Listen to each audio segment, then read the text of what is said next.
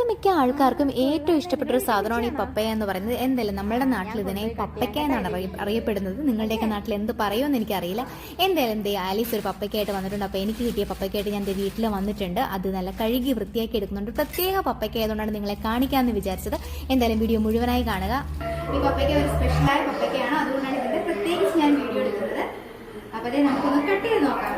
തൊലി ഞാൻ പിന്നെ കട്ട് ചെയ്യുന്നേ ഉള്ളൂ കേട്ടോ.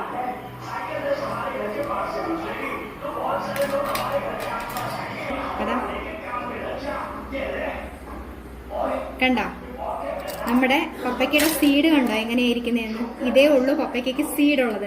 നമുക്ക് വെളുത്തുള്ളി പോലെ ഇരിക്കുന്നില്ലേ? ഇതാണ് ഈ പപ്പയ്ക്കയിലുള്ള സീഡ്. അതുകൊണ്ടാണ് ഞാൻ പ്രത്യേകിച്ച് ഈ പപ്പയ്ക്ക കട്ട് ചെയ്യുന്നത് കാണിച്ചു തരാമെന്ന് പറഞ്ഞത്.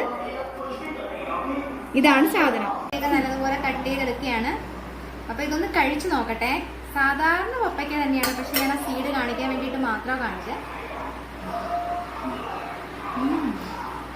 നല്ല മധുരമുണ്ട് കേട്ടോ. അപ്പൊ ഈ പപ്പയ്ക്കയുടെ പേര്, അതായത് ഇതെന്ത് വിധമാണെന്നുള്ളത് ആർക്കെങ്കിലും അറിയാമെങ്കിൽ ഒന്ന് കമന്റ് ചെയ്തേക്കണേ. ഇങ്ങനെയുള്ള സീഡുള്ള പപ്പയ്ക്ക കണ്ടിട്ടുള്ളവര് ഒന്ന് കമന്റ് ചെയ്തേക്കണേ. അപ്പൊ അടുത്തൊരു വീഡിയോ വരുന്നവരേക്കും ബൈ.